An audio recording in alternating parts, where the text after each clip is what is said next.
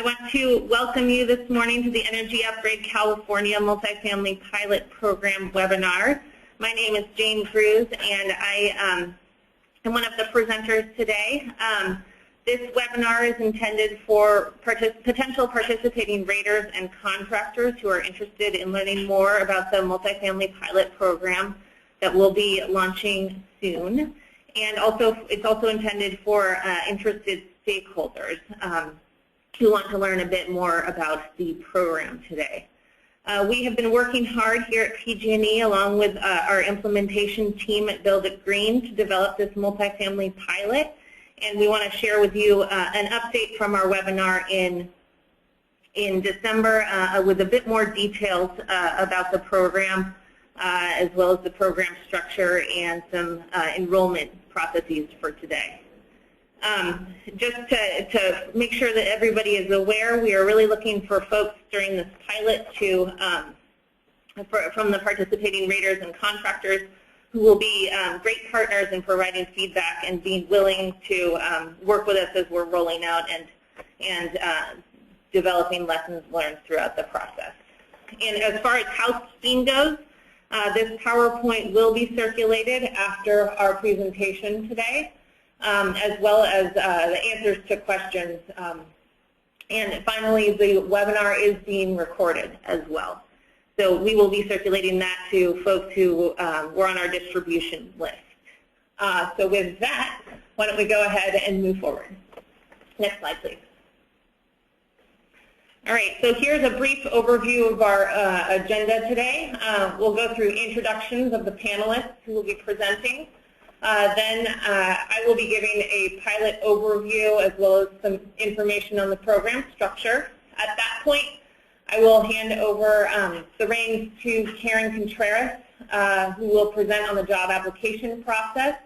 And then Susan Davidson from Build It Green will present on the contractor and rater participation as well as next steps. And then we'll open it up for questions at the very end. So we're going to run through this whole presentation once. So if you have questions, please just go ahead and write those down. You can either type them in, and Build It Green will take a running list of those, and we can answer those at the end, or you can ask them at the end. So with that, next slide, please.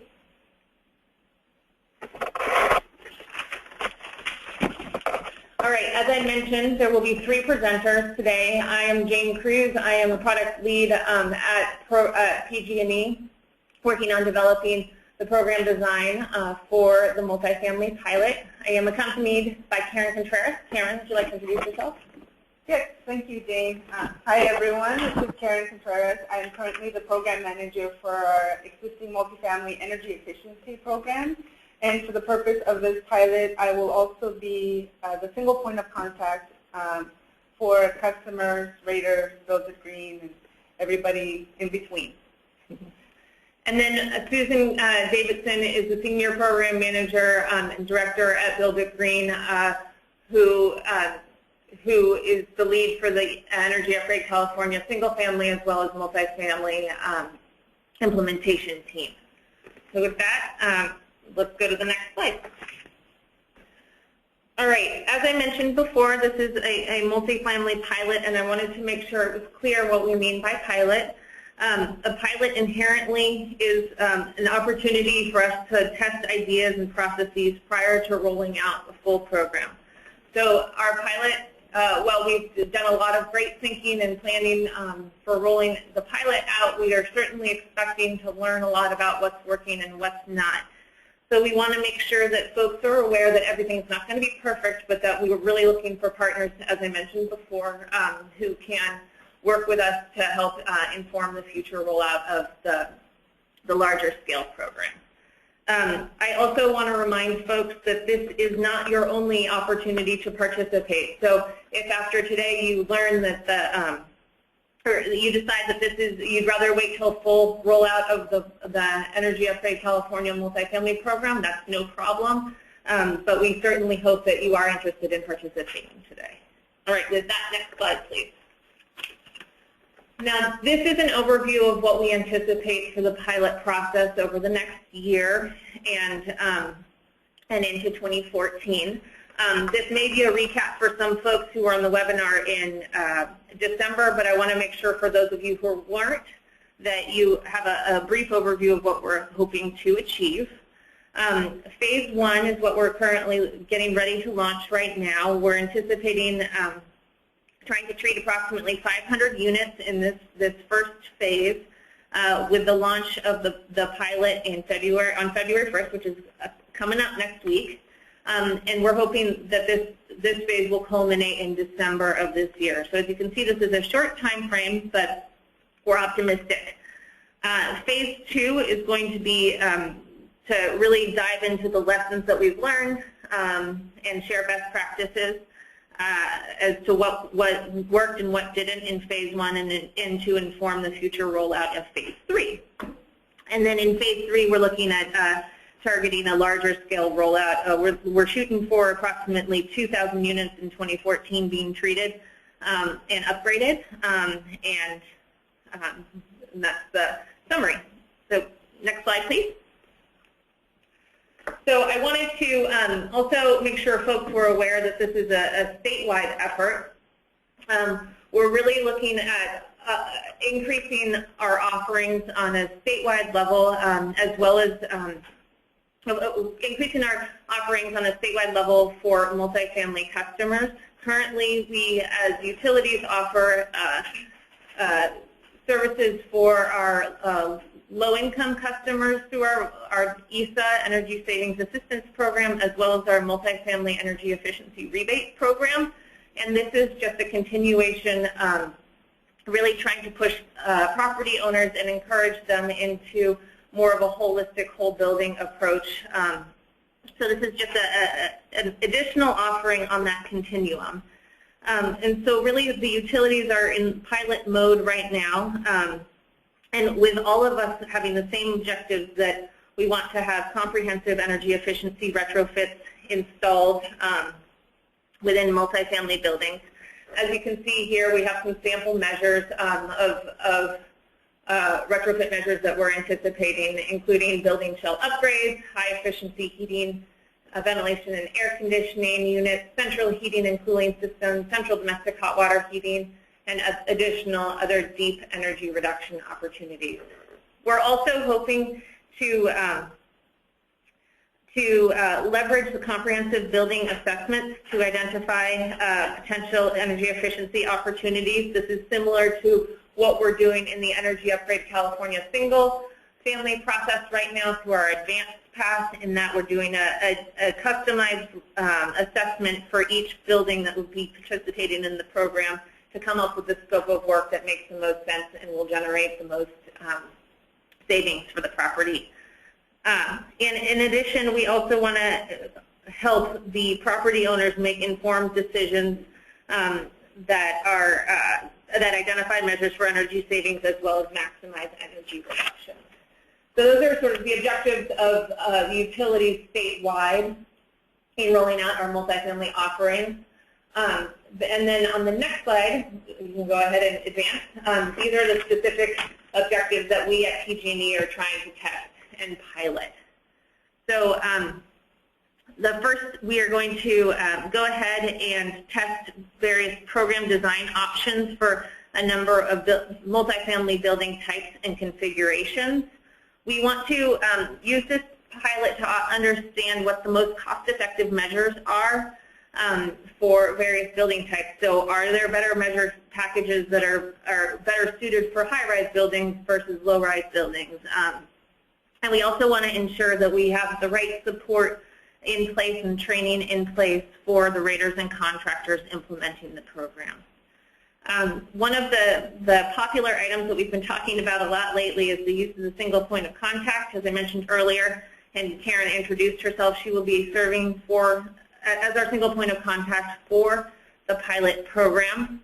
And this is really the opportunity for the property owner to interface with a single person to understand how to best leverage and utilize a number of what best utility programs as well as other offerings are out there, and try and make that match so the property owner is getting the best bang for their buck.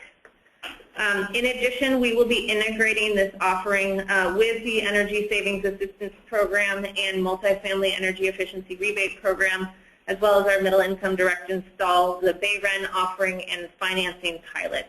And so we are closely coordinating with all of these entities to make it a seamless offering for the property owners. There will be a lot of back-end coordination done through Karen to make sure that the property owner is indeed taking advantage of the best offerings based on their budget and anticipated scope of work, and so we will be working hard to coordinate that. In addition, we are looking, as I mentioned before, to inform the processes and program design for the full program rollout. And finally, we'd like to fine-tune our combustion appliance safety protocols. All right, next slide, please.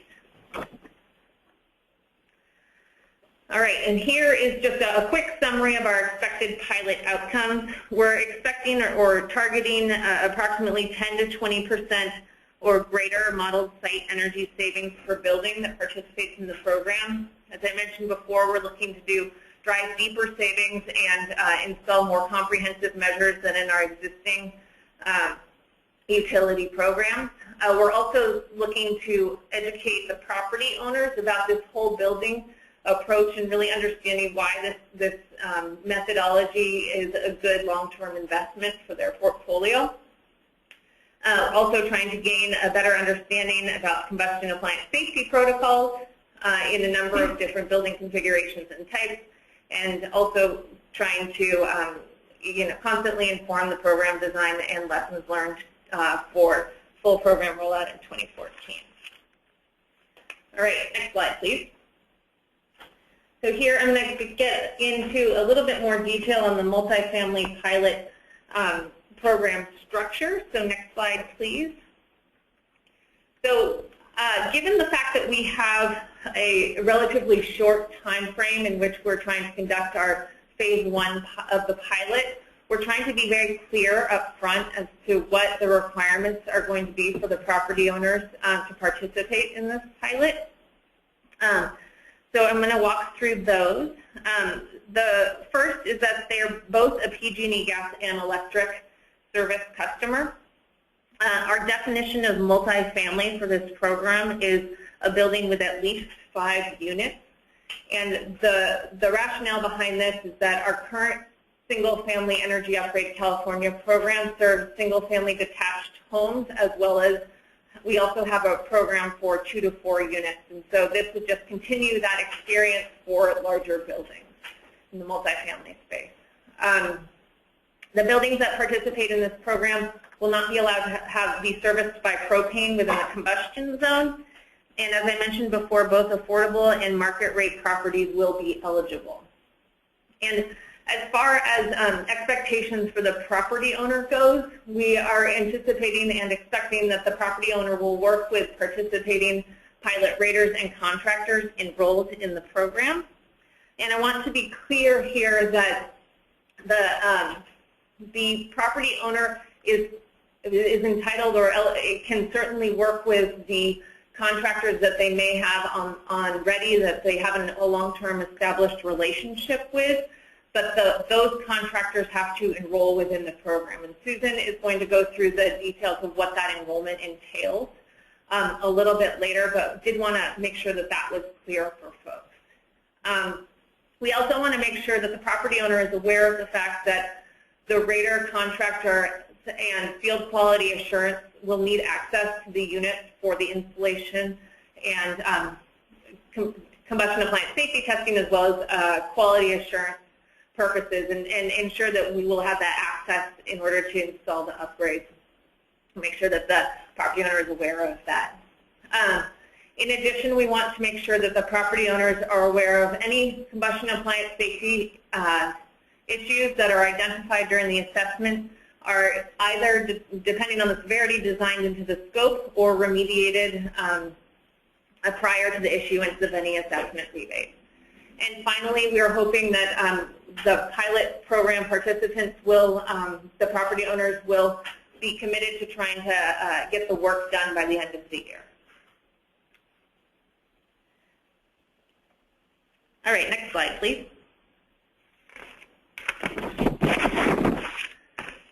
So similar to many of you may be familiar with our single-family program, for our multifamily offering, we will be using energy modeling software again to model the existing conditions of the building, as well as to generate the anticipated savings of the building based on the scope of work that the rater comes up with, and that will then inform the rebate. So for low-rise buildings, which are 3 or fewer floors, we'll be requiring the Energy Pro residential performance module.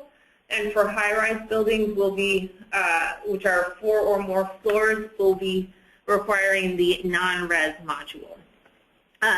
Similar to the single-family program, we will be providing installation measure specifications, and we'll also be providing mentoring for the energy modeling. We want to, as I mentioned before, we're trying to learn as much as possible during this pilot, but we also want to be working very closely with you in order to ensure that you are well equipped in order to provide the modeling services. All right, next slide, please. All right, I'm going to walk through our the incentive structure. Right now, this is what we're planning for. We're looking to have an assessment incentive as well as a post-construction incentive. And so the assessment incentive is intended to address the fact that these assessments can be expensive, and we want to try and help the property owner defray that cost. And so the assessment is going to cover, or the incentive, excuse me, will cover a portion of the costs associated with the assessment, testing, scope of work, and mitigations for any combustion appliance safety issues that are found. So that is sort of phase 1. And Karen is going to be walking through sort of the overall job process from assessment through completion a little bit later, so we'll get into more details with that. As far as the post-construction incentive goes, as I mentioned before, we'll be using Energy Pro software in order to identify the energy savings associated with the whole building, modeled energy savings, and that will then inform the rebate amount.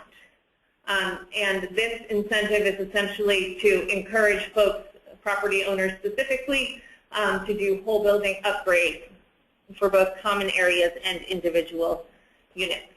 One other thing I'd like to mention regarding the assessment incentive, actually I'll mention on the next slide. Let's go to the next slide, please. All right, so here is what we're thinking for the assessment incentive structure. One thing I do want to note up front and make clear is that this is the draft assessment incentive structure, and we want to make sure that the incentive does not exceed the actual cost of the assessment. So we will be making sure that that is clear.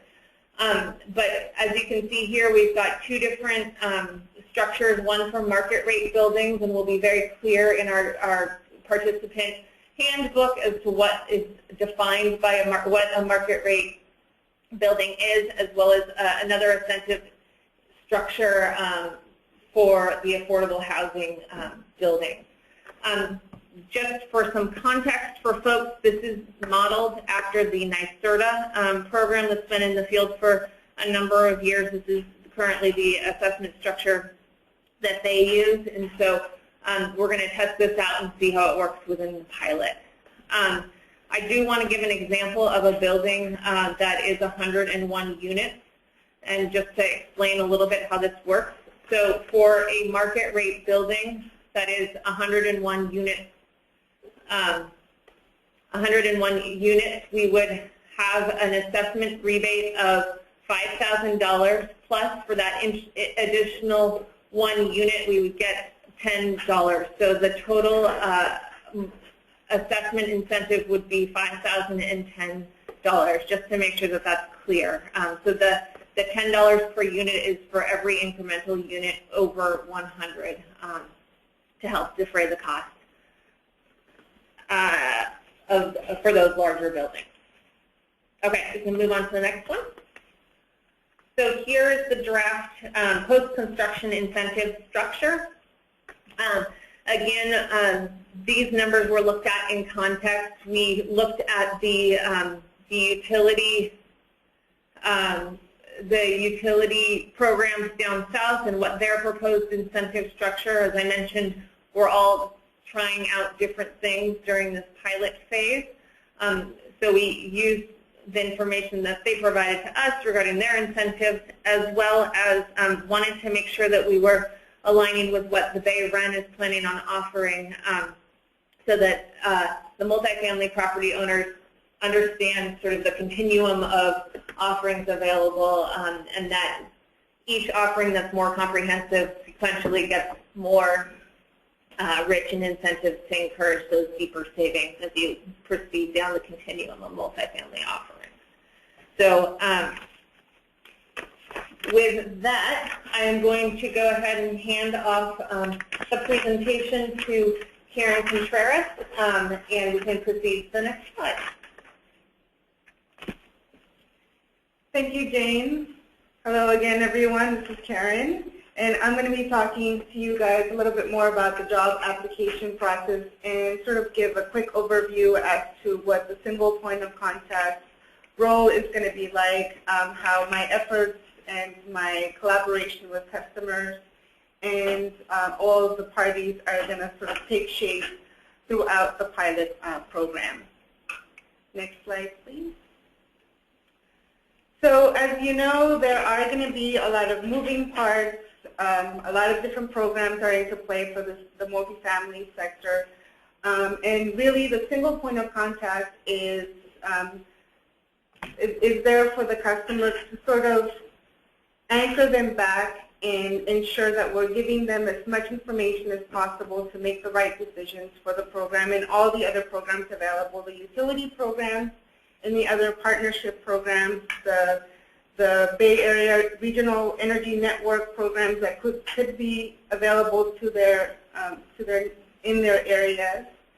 And we're also going to be helping them with any other financing programs that are available at the time, given their location, their market rates, or any other pilot financing programs that are available to them at the time when they're participating.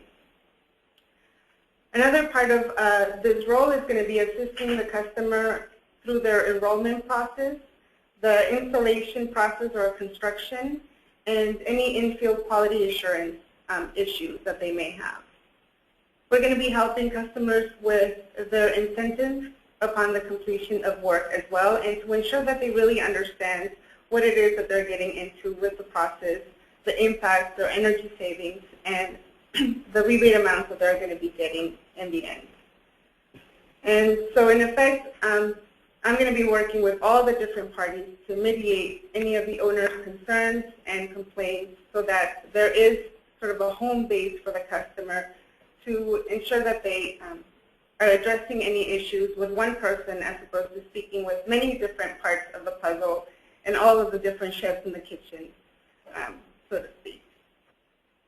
Next slide, please.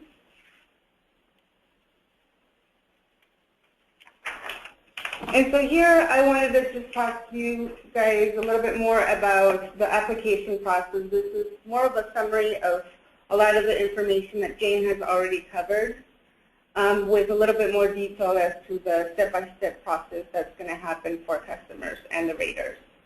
The initial step for the property owner is to submit an interest form over to Build It Green, and that interest form can be found or will be found at Build It Green's website, and it's going to be submitted electronically in their system. The interest form is going to have a lot of very preliminary information about the site and the customer. That's going to cover a lot of the pilot eligibility requirements. Once that is established, then I will be picking up that information or that interest form to talk a little bit more to the customer with more in-depth information and have additional questions in the checklist ready for the customer to ensure that we have additional details about the site and that the customer is more fully aware about the terms and conditions and the requirements of the program, and any of the completion dates, and more in-depth information about the commitment that they're actually going through throughout the process, and make sure that they understand that we have to go in through and be able to see all of the units at the site and be able to gather as much information as possible for this pilot. So once that is established, the customer will also have to choose a rater that they're going to be working with throughout the entire process. And this is, of course, as mentioned, a participating rater that is in Build It Green's website. So the rater is going to be conducting an ASHRAE Level 2 assessment using Energy Pro to make sure that they're testing in and developing a proposed scope of work for the actual site. In addition, or at the same time, they're going to be performing a combustion appliance safety testing to ensure that if any issues are found, that they are mitigated along the process and that none of the issues are left unresolved.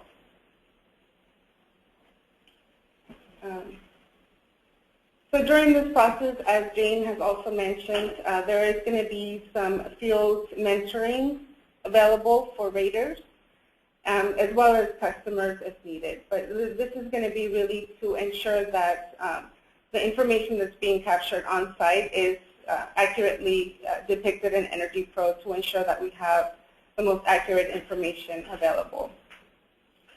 So this is going to be the assessment report. Once that is completed at the site with the assistance of Energy Pro, it's going to be submitted over to Build It Green, and they're going to be performing sort of a desktop assurance quality review of the assessment report. Make sure all the T's are crossed and the I's are dotted, and that nothing was left unresolved, or that the information that is there, the technical information, makes sense and it is the most accurate information possible.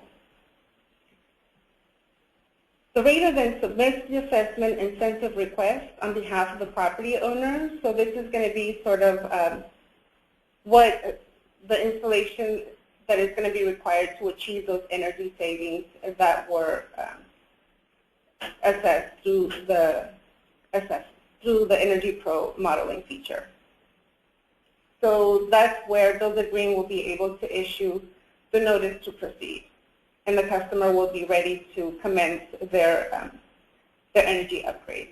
At this point is when PG&E is going to be able to pay the assessment incentive, which is going to cover part of that assessment fee.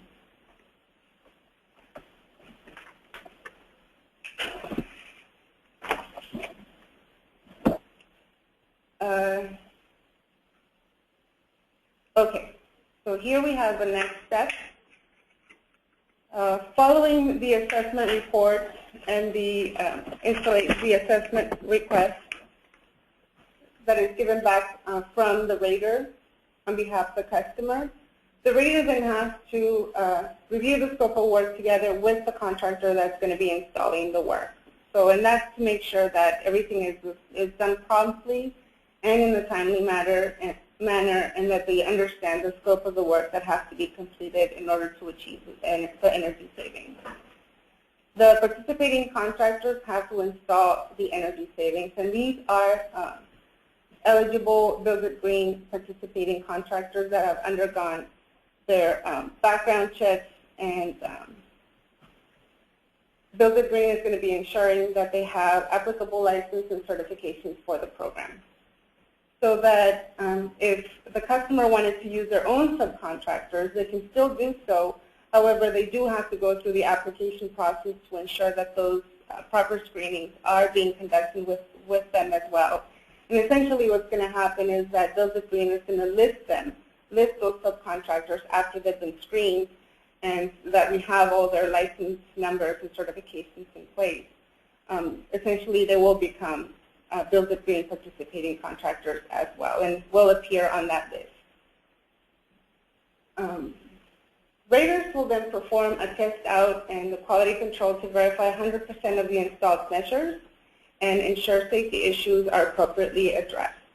So once everything is completed, the rater does have to go, from beginning to end to make sure that everything that was identified was addressed and that nothing is left behind so that they can promptly address the energy savings and any issues, for example, any combustion appliance safety issues and things of that nature.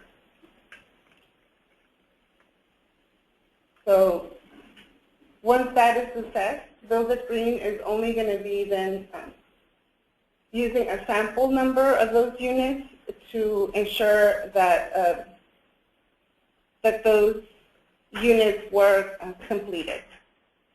So again, the rater is going to perform a test out of all of the units and have access to all of the units in order to do so. But Build It Green is only going to come back and do a sample field quality assurance on those units. The rater will then submit the post-construction incentive request, and PG&E will pay for the remainder of the incentive as a result of those installations.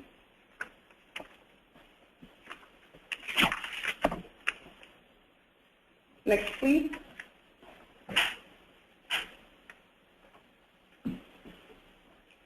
So here we just wanted to give you a quick overview about the safety and quality assurance controls. These are aligned with Build It Performance Institute, or BPI. Home Energy Rating Systems, HERS 1 and HERS 2.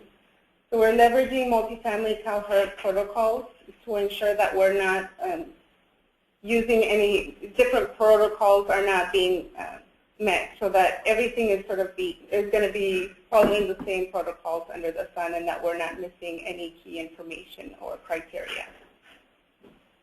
Test in and test out combustion appliance safety testing for rater.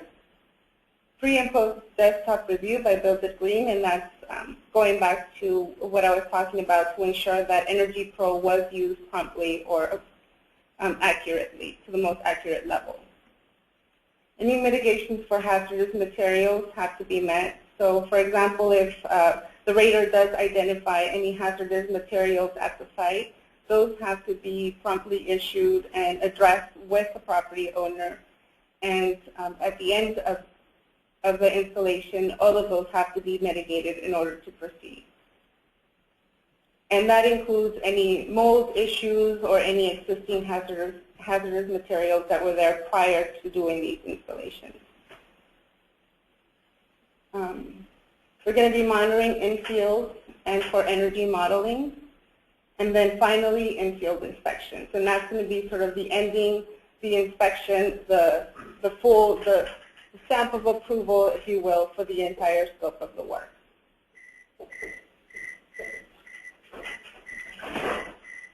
And with that, I am going to pass it on to Susan from Build It Green, who is going to be talking a little bit more about the specific details of the contractor and rater participation. Thank you, Karen. Appreciate it. For those of you that are in the current EUC Whole House Single Family Program, this section will be very familiar to you.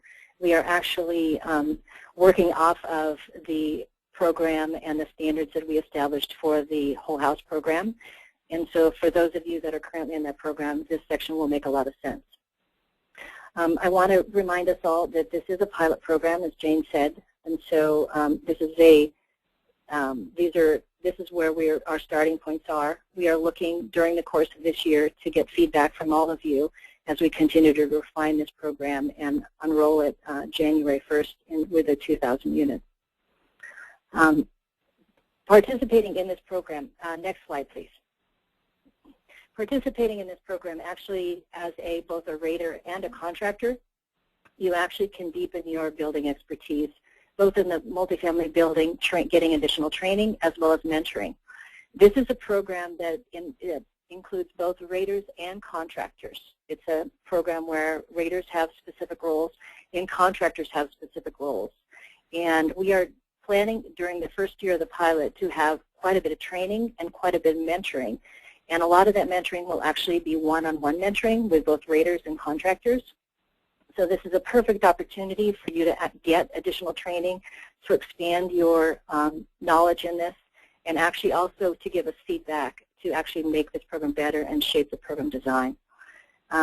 You also have, as coming to the table, we know that currently some of the contractors in the Whole House program have multifamily properties that they're actually servicing, and this will allow you to actually bring those property owners and allow them to access the rebates using the single point of contact at PG&E, and actually potentially get a wider range of rebates and a more holistic model as you're working with this client base.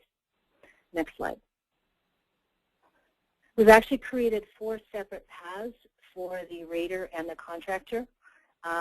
For those of you that are in the current EUC Whole House program, there is a different path than if you're a newcomer to the program.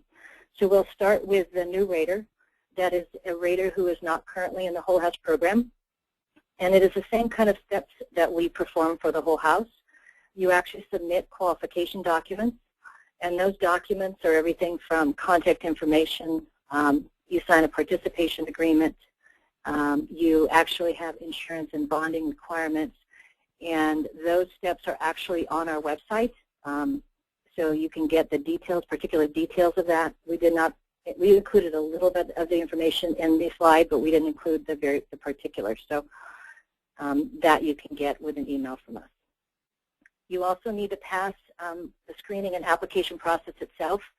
The rater qualifications has very specific pre-qualifications for you to be able to participate in this pilot program, and so you must actually have those qualifications. We currently also background check anybody new to the program, and so we're looking at actually changing that our background check process and making it a little bit easier. But currently, everyone is background checked, both the owners of the company as well as individuals and staff, anybody that actually walks into someone's home or building. The next step for a new rater would be to participate in the 5-day training. We'll talk about the training a little bit further in this PowerPoint. Some of you actually have qualifications, and so the training is actually not required for everybody, but we will again talk about that further on in the PowerPoint. And then finally, everybody who participates in the program actually needs to provide feedback and participate in our focus groups. This is a pilot program. We're looking to actually shape the program for 2014, and the feedback from each and every one of you is very important to us. Next slide. If you're a new contractor to the program, you actually sign different documents than the rater. They are actually, the terms and conditions are quite similar, but because the contractor actually performs different steps in the application process and the installation process than the rater does, there are different terms and conditions in each document. So if you're a contractor coming to the table, you will sign the contractor participation agreement, and if you're a rater, you will sign the rater participation agreement. The screening and application process is the same. Contractors are required to have different licenses for you to actually perform and do on a specific piece of the scope of work. You actually have to have the license and the requirements to be able to perform that scope of work. Otherwise, you do not qualify for the program. You must attend the orientation webinar, and then as a contractor, you actually work with a participating rater. As we indicated, Karen talked earlier in the program, the rater actually creates the scope of work. The rater quite often works with a single point of contact and helps define what the different rebates are. But the rater also works with the contractor in continuing to refine that scope of work, what's correct in the building. And so it is very much a collaborative process. And during that process, you will have access to both Karen as a single point of contact. You will also have access to Build It Green to help refine that, ask questions, so that you get the most holistic scope of work, the most appropriate scope of work for the building, and the potential to access the greatest array of rebates for your client and for your property. And then, as with the rater, you agree to provide feedback and participate in focus groups. Next slide. If you're currently an active rater in the Whole House program, rather than you do not have to actually pre-qualify with all the background documents. As long as you're an active participating rater in good standing in the program, you will sign a one-page multifamily pilot rater addendum and fax that, upload that addendum like you do in the regular document upload, and at that point you actually qualify to participate in this program. But then the next step is you, in filling out that addendum, you also must have the correct qualifications. So if you're a rater who is actually not a HERS 2 or doesn't have the BPI multifamily experience, then you can sign the addendum, but you must also have the additional training and the qualifications to actually be able to participate. So we'll talk about that in just a minute in a further slide. What we have put in place for those of you is that training, the 5-day training that we're going to talk about, is if you're missing a certain qualification, this is an excellent opportunity for you to come in and get that qualification so that you can actually participate both in the whole house program and participate in the multifamily pilot. You must attend the orientation webinar and you agree to provide feedback. Next slide.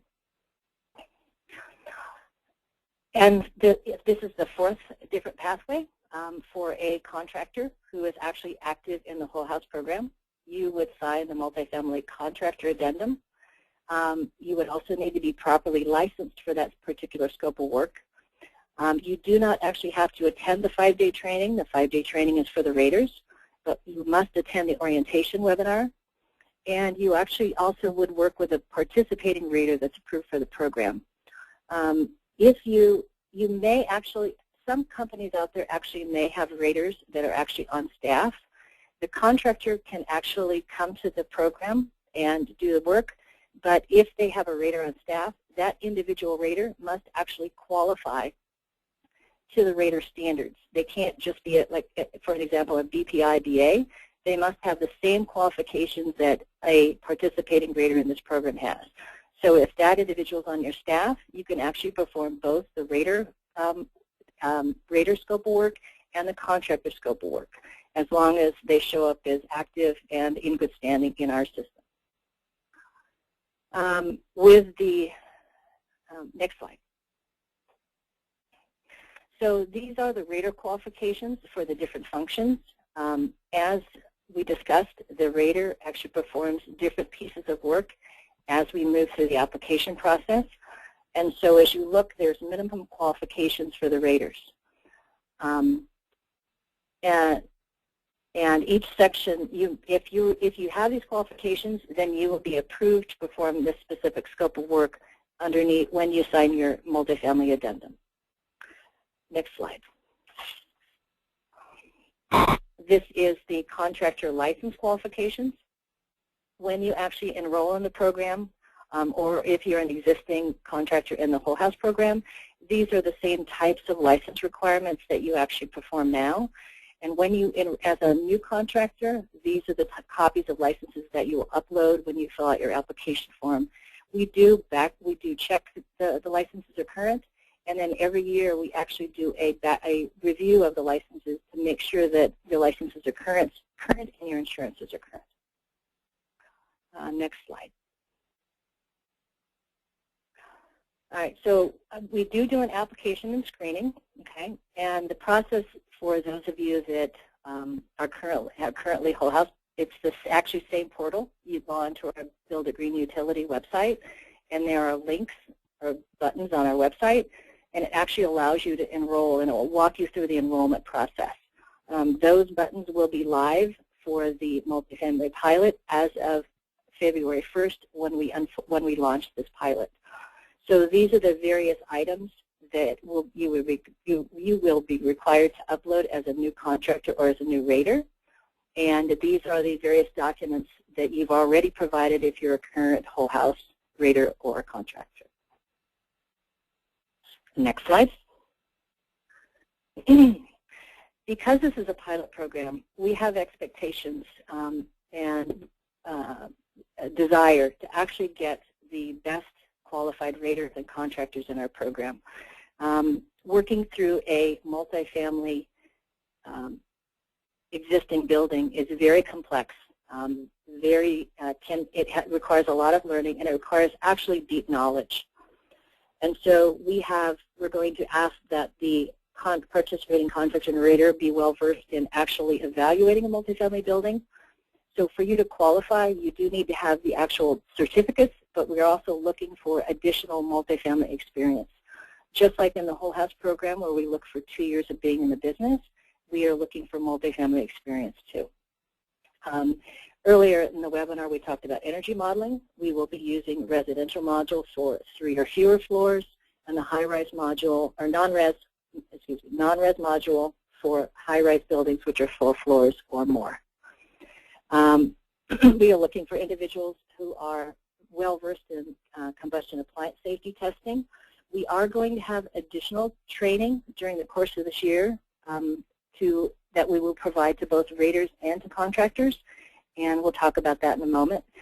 We are looking to get our raters and contractors very well versed in the testing, and also to get their feedback as we continue to get our protocols and our standards tighter and tighter.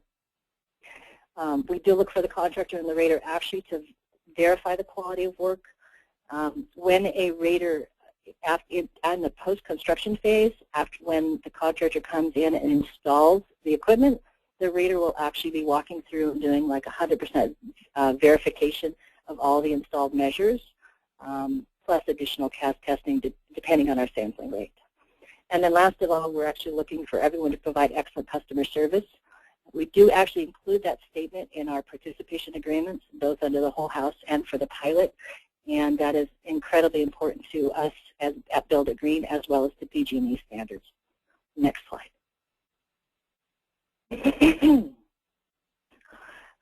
So we talked a bit about the multifamily training. PG&E and Build It Green is actually providing a free 5.5-day California multifamily existing building training.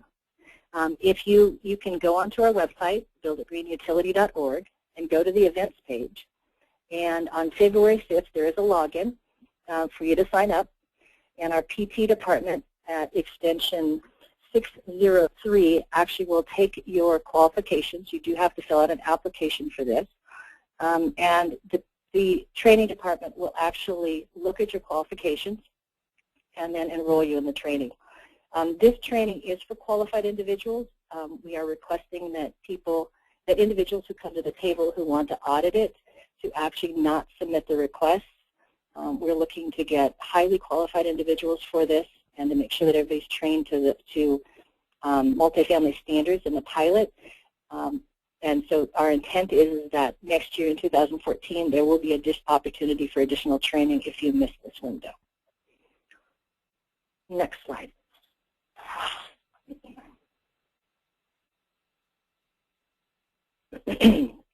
When you submit your application to the training department, there are actual participation requirements or pre-qualifications that you actually must meet in order to participate in the training.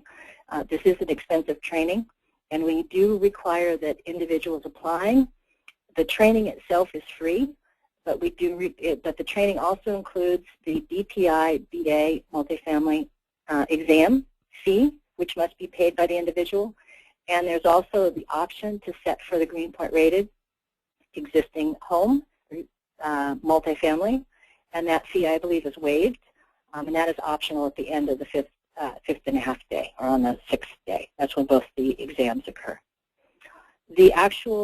For you to apply for or participate in the training, you must be pre-qualified, and so you can either be a resident rater or HERS 2 and plan to get your BPI, multifamily BA, or you can actually receive approval because you have multifamily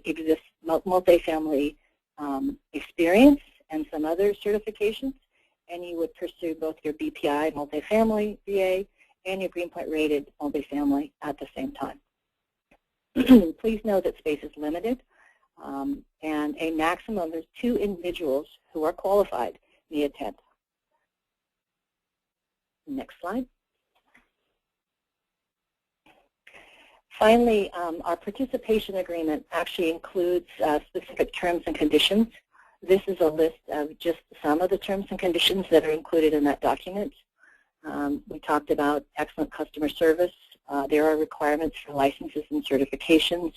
Our wish and desire to actually get feedback so that we continue to refine and monitor this program so that as we unfold it in 2014 with 2,000 units, so that the program is tighter and serves the needs of the community as well as PG&E. And then we have additional documents, too, that we're creating. Listed here is the Program Participant Handbook. For those of you that have been in the Whole House program, you know that we list all our documents on our Build a Green Utility website page. And then you can also call us or email us. We will always happily provide you a copy of our documents, as well as our combustion appliance safety protocols, as well as any kind of applications. Next slide. So what are the next steps for the program? The multifamily pilot program is actually launching February 1st, which is next Friday. This is our soft launch, and at the end of this program, you're actually going to get an email with a copy of the PowerPoint slides, as well as a link to the recording of this webinar, if in case you want to listen to it after the fact. Those will be sent via email to anybody who signed up for this webinar. They will also be posted on our website, so you can actually get them by just going to the website and clicking on the event. The next step for those of you that are interested in the program would actually be to apply and enroll. You may send us an email, which will be, we'll show you the email in just a moment. You can send us an email, and we can actually send you some of the documents for enrollment and some of the steps for you to start the application process early. Again, we were not launching until February 1st, but if you would like to know additional information or get a copy of some of these documents, please feel free to email us, and we'll be happy to send them to you. We talked about the 5-day training, which starts February 5th. You do need to apply for that and pre-qualify, and so I would suggest that for those of you that are interested in the training, that you would actually pre-qualify now, because the training department does actually have to look at the different applications and then communicate with you a bit before they enroll you in the training. We are going to have orientation webinars, which we discussed earlier as being a qualification to be in this program. Please check back and look at our Build a Green Utility website. Again, look at the calendar. We're going to have multiple orientation webinars, and we expect the first orientation webinar to occur the week of February 11th, and that will again show up on our event calendar. We mentioned additional training, that this is a pilot program that has very deep mentoring, and so we are currently in the process of planning out the additional training. It will be everything from combustion appliance safety testing. We're talking about duct leakage outside, and there's quite a bit of different types of training. That will unfold during the course of the year as we get feedback from both the contractors and the raters. And we will also continue to post additional training on our calendar, as we expect the pilot program to be a very good training opportunity for anybody who's in this program at this time. As far as how do you get into the program if you're a property owner or you're a contractor or rater who has a property owner, the first step, as Karen mentioned, is actually an interest form, and that interest form needs to be completed. It is a small, short interest form that excuse me, actually allows you would either email it or fax it, or it would be a web-based form. We will send you a link to that. That form will be active February 1st. There's multiple ways of submitting the interest form, and that is actually step one for a property owner. There will also be additional program documents coming out. Just as those of you that are in the Whole House program, you know that we have various documents listed on our website, Build a Green Utility. We have participation handbook. We have frequently asked questions. All those documents are being created for this pilot program also. And so you'll continue to, if you would go back and continue to log into our Build a Green Utility webpage, you will see those show up on the, as we complete those and refine them and make changes to them. We will continue to upload them to our Build a Green Utility, as well as for those of you that are in the program, we will send out email blasts and notices that let you know that we have new documents coming. Finally, at the end, for those of you that are listening or would like to be added to the mailing list, please send us an email to multifamily@buildagreenutility.org, and we will make sure you're added to the mailing list and the email blast list. Next slide. And then the next slide. So this is Karen as a single point of contact, her contact information, both her telephone number and email address. And then also Build It Green. We have established a multifamily website as well as a specific phone extension for you to call. These are the numbers that you can call to get assistance. You'll get the same great quality service that you get from Melina and Alex and Corin that you get under the Whole House program. So that's it for the moment for what we know. Can I now open it to questions? And Jane, I hand it back over to you. Great, thanks. So hopefully today gave you a better picture as to what we're looking at as we're developing the program design and rolling out the program. At this point in time, we will go ahead and accept questions from the audience. Tracy, perhaps over at Build It Green, you can walk through the acceptable process for asking questions. I believe we will be accepting them through the chat function, but I'm not sure if we are unmuting folks as well. So if you could maybe walk through how folks can ask questions, that would be great. I think it'd be easiest for everyone to type in their questions into the question box, and I can read them off, and whoever can answer can answer. Perfect.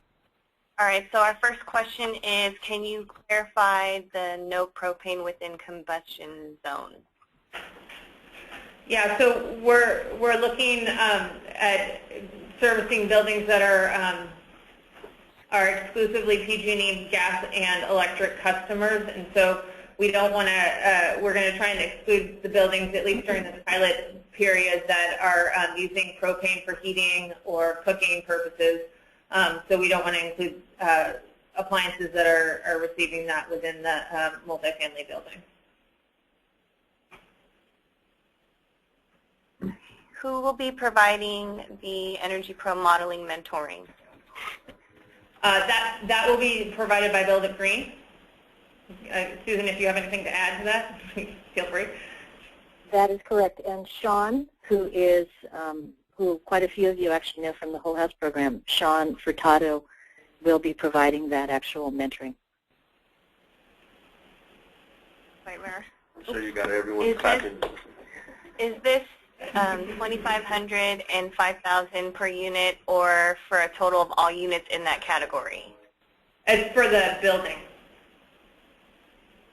Hopefully that's clear. Can the contractor doing the work also be the one resolving the CAS issues?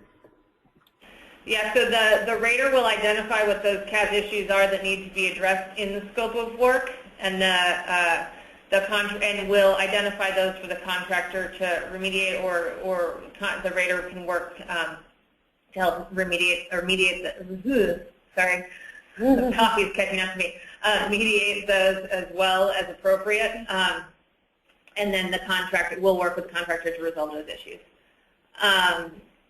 Yeah.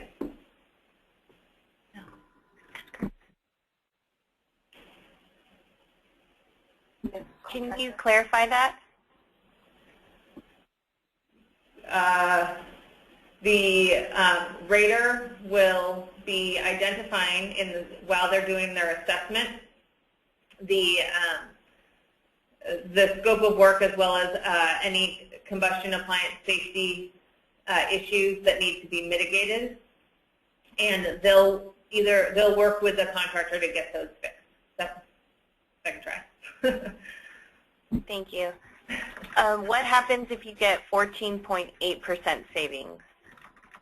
Then you get bumped up to the next tier. That's consistent with the way the single-family program works as well. Okay. Round up. Is the pilot working with the PACE program? Yeah, so our plan is to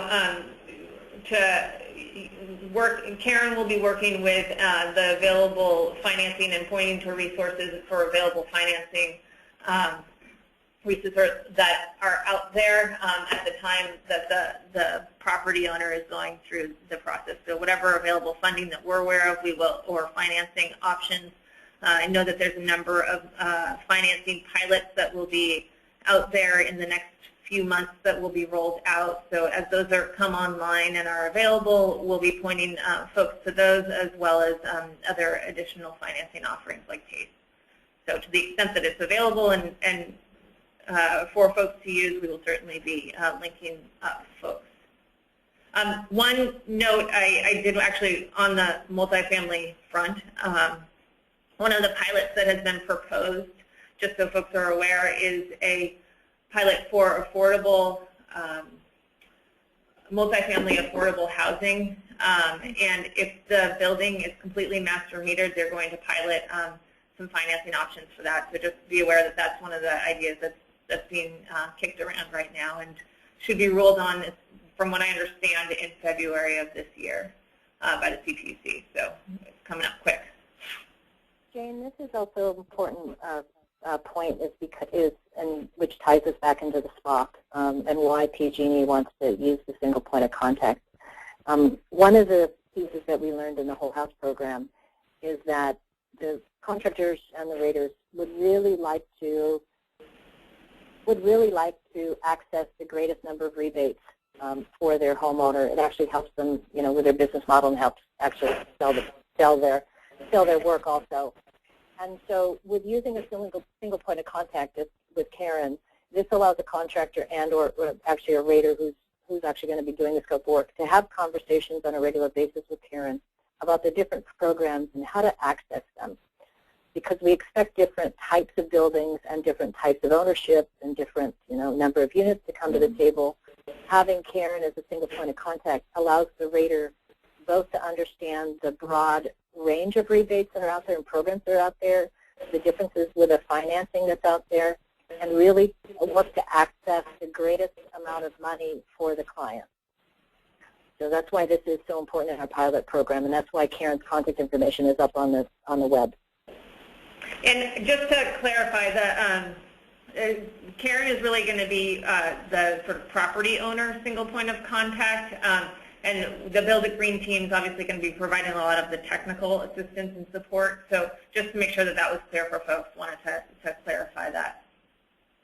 Yes, we will be doing the mentoring and the training and the on-site visits, and then working with the rater and the contractors to make sure that they're clear on the scope of work. We don't expect the rater to come to Karen with the scope of work. We expect to work with the rater on the scope of work and allow Karen's feedback to come in and help refine it or help talk about what the rebates are. So she's a high-level expert at the table. Mm-hmm. If PG&E is the single point of contact, do they assign the rater? Nope. So that is a great question. So customers must choose the rater. That raters are going to be listed on Build It Green's website, and so it is up to them to work with a rater that's feasible for them. And so, to my understanding, neither Build It Green or the utilities assign raters or contractors. Customers must choose the raters and the contractors that they're going to be working with on any given project. That is correct, Karen. As with the Whole House program, Build It Green and PG&E does not actually refer a homeowner to a specific contractor or a specific rater. And in this case, we will not refer a property owner to a specific rater or to a contractor.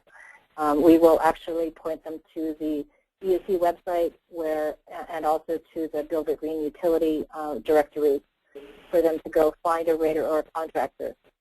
This is also an opportunity for the contractors and raters to actually work together, knowing that the rater has specific portions of the scope of work or specific portions of the application process, and the contractor has others. We see this as an excellent way for a rater to collaborate with contractors. And then we also see this as an excellent way for a contracting firm to bring raters into their staff if they wish, because they can then do both the contracting and the rating as long as all individuals are qualified and pre-approved for the program. So there's multiple ways to actually participate at the table in this pilot.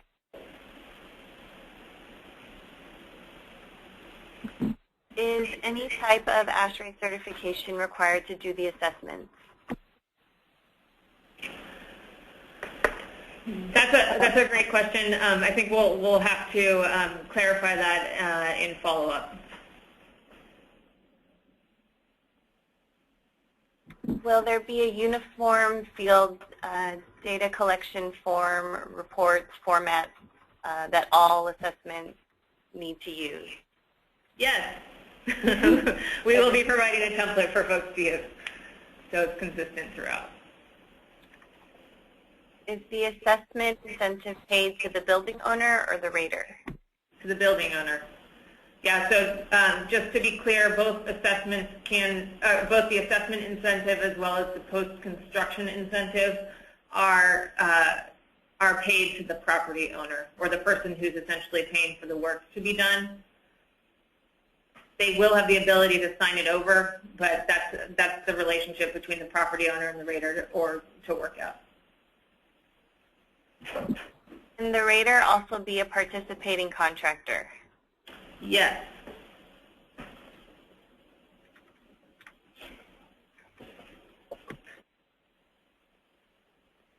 Can individual unit upgrades be done, for instance, 10 units in a 40-unit building?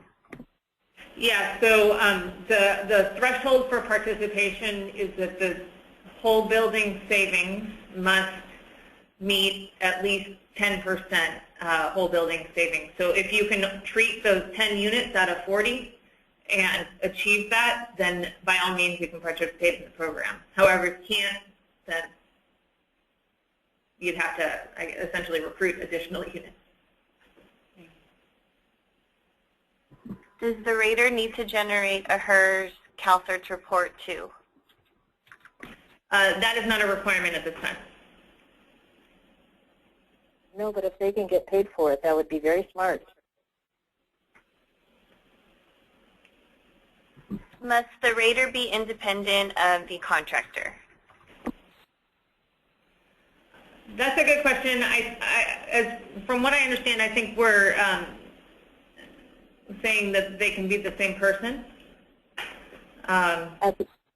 Yes, as long as they have the qualifications. If a rater actually has certain contractor qualifications, and they have signed both the contractor agreement and the rater agreement, they can participate in both.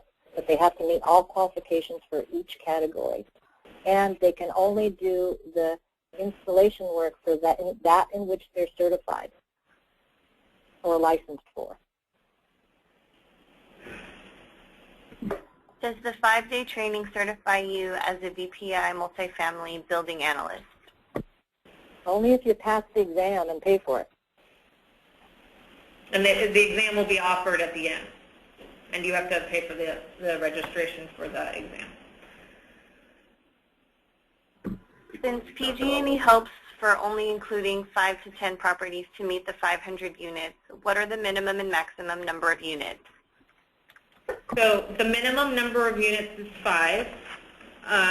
We're hoping to have a variety of building types, so we don't have a maximum number of units set, but we do want to ensure that we're getting a good diversity of building types and configuration within the pilot. So, so just being mindful of that. We won't accept one building that's 500 units. Is sort of the moral of that story. And that would be determined, just so you all are aware, during step 1 and step 2 of the assessment process.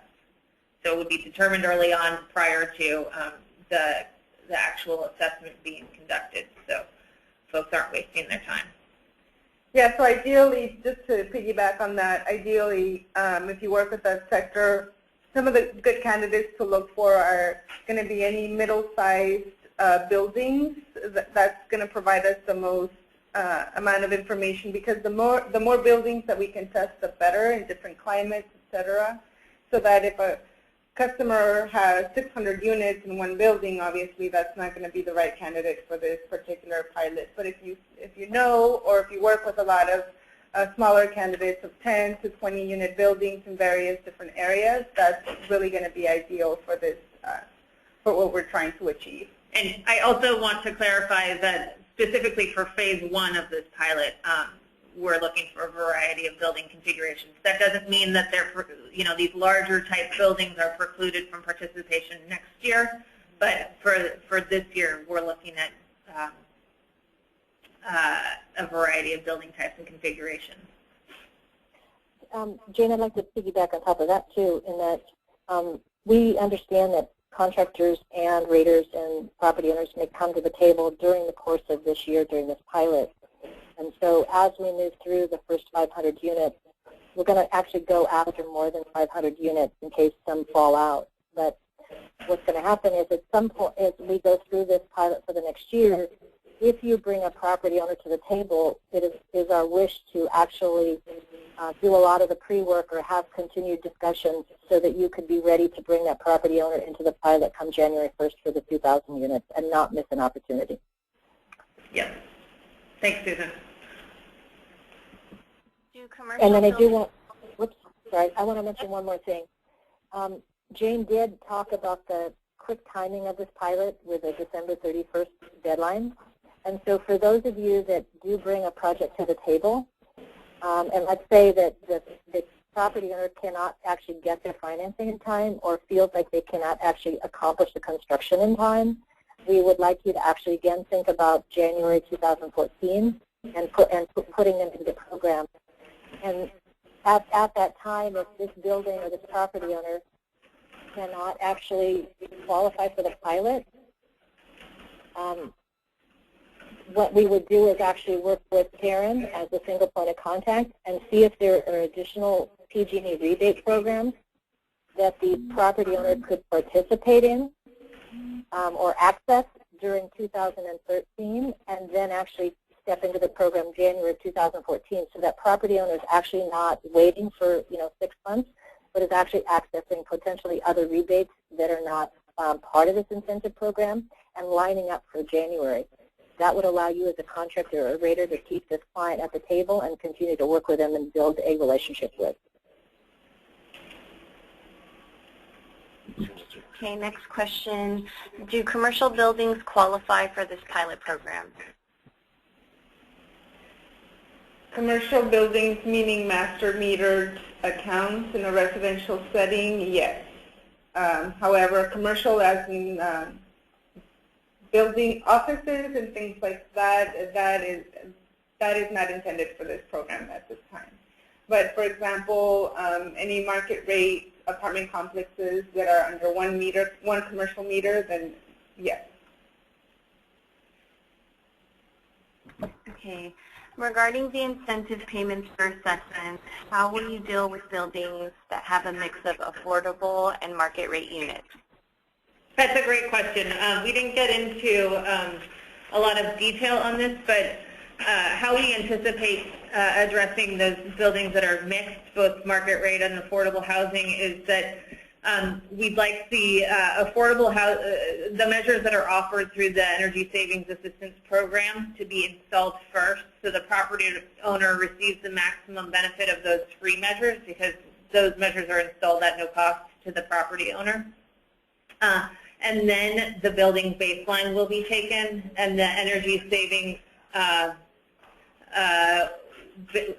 the scope of work will be generated, and using that scope of work with that new baseline, that will be the delta that will be determining the rebate incentive amount for the post-construction incentive. So just to recap, the low-income units will be treated first. The assessment of the entire building will take place, and the scope of work will be designed, and then the improvements will be made, and the rebate will be based on that new baseline after the low-income measures have been installed.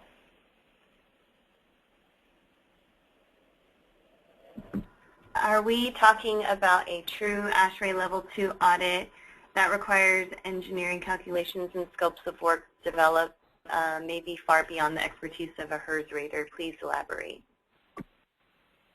Yeah, I think we'll have to do a bit more follow-up with our technical team regarding the qualifications for that. So that'll be included in the follow-up to this.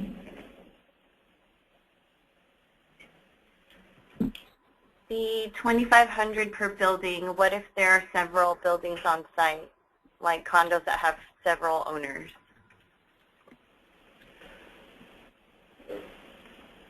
That's a good question, and we'll have to get back to you on that as well.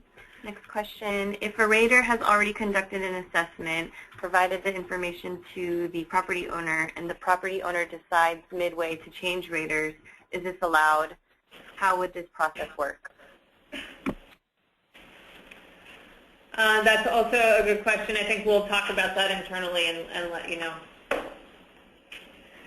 And ideally, hopefully, the first rater will give us enough information that can just be simply passed on to the second person that's going to be taking over. Because if you think about it, essentially the rater is seeing the project from beginning to end. And so if for any reason that person needs to drop that particular project, and somebody else has to take over, essentially, hopefully, that the baton is going to be a smooth transition from there. And I don't think that that's something that we've experienced yet, but it'll be a good test run for this program. Next question, does the contractor license qualifications include to have a C36 licensed electrician and licensed structural engineer in addition to a B license? We will actually get back to you on that. I do, so C36 and a C4, we're going to confirm about what the structural and the electrical requirements are. Right now we've stated to be a licensed engineer, but I think we actually need to specify what the license is.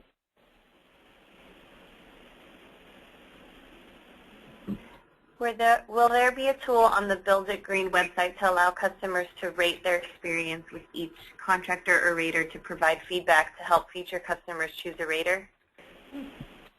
We actually currently are, we send out constant contacts, we send out surveys to the homeowners under the Whole House program, and we actually collect that information, and we are in the process right now of actually starting to provide that to our Whole House single-family contractors and raters, and so it is our intent to do the same type, is to collect property owner surveys and turn around and provide that information to the raters and the contractors.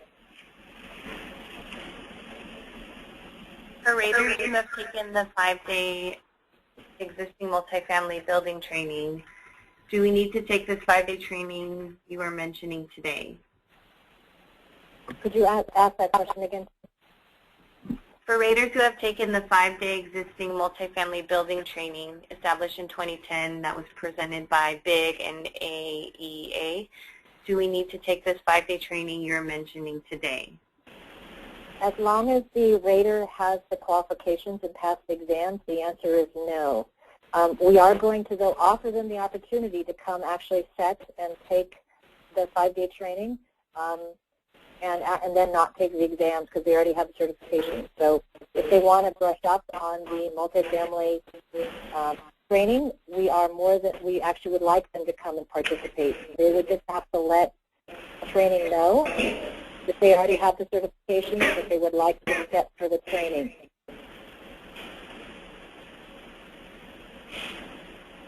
If there are several buildings on a multifamily site, will each building be able to get the rebate incentive? That's I think that question was asked earlier, and we need to be clear on that. So we'll make sure that that's clear in the follow-up to this email. Presentation, not email. Yeah, and this ties also into how Energy Pro models buildings. So there's a little bit of clarification that PG&E and Build It Green has to do on this. Yeah, and it sounds like somebody's doing some funny math there with the 5 or more units and the incentive amount.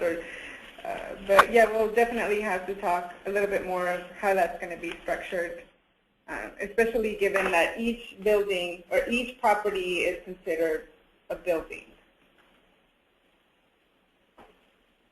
And for those of you that have the 2 to 4 units, those still stay under the single family whole house program. They do not come under this program. Next question, can the residential portion of a mixed-use building qualify?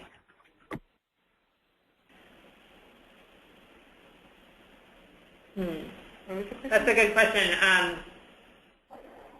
I think for the purpose of the pilot, we'll be focusing exclusively on non-mixed use buildings, but we'll certainly consider that moving forward.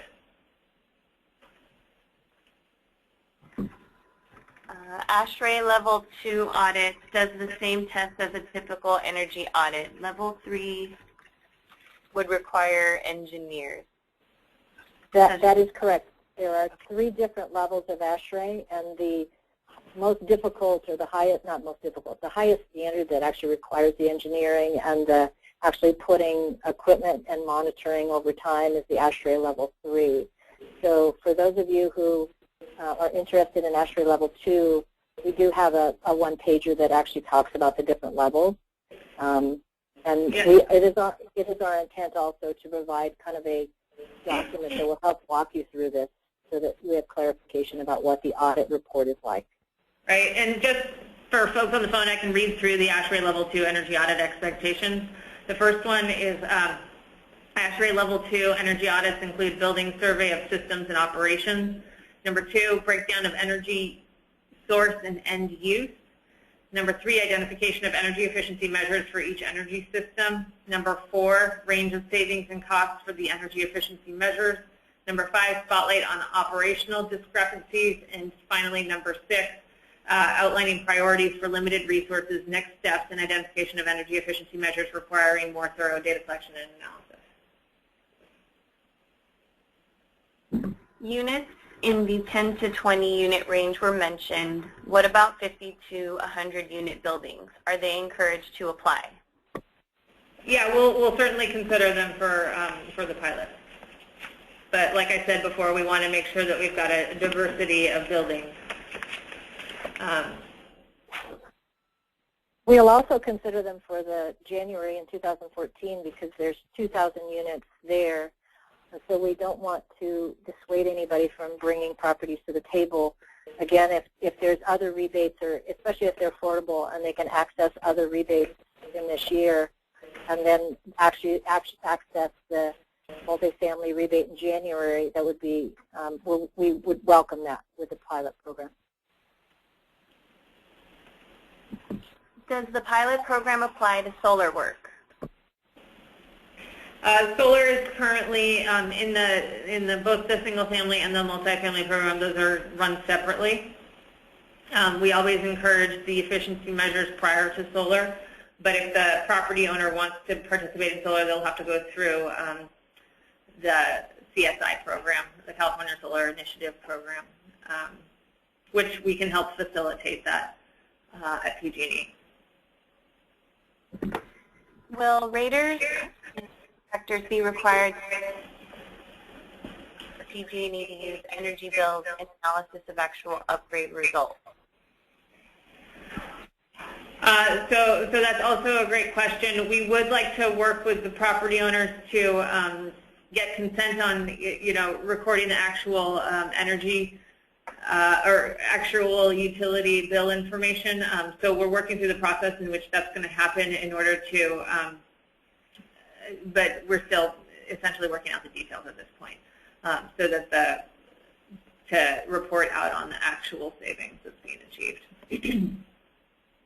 But that is, we'd like to get there. It's just a matter of when that happens. Will HERD CPCs be allowed in the program to do both the rating and the work?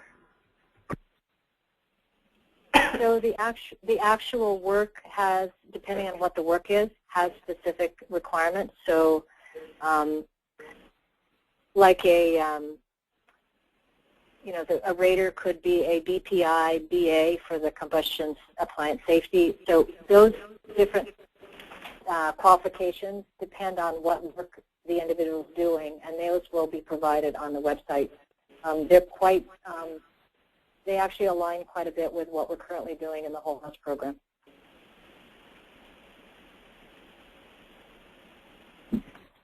If a 5-building apartment complex that has 8 units each would the incentive be applied to each individual building, or would all 5 buildings be considered one building for the purpose of the incentive? That's again, an area that we're going to need to provide clarity on, and we'll follow up with that information. I want to reiterate that the assessment cost cannot, or the incentive amount cannot exceed the assessment cost. So we'll work through those details and circulate that to the team, to everybody's on the call.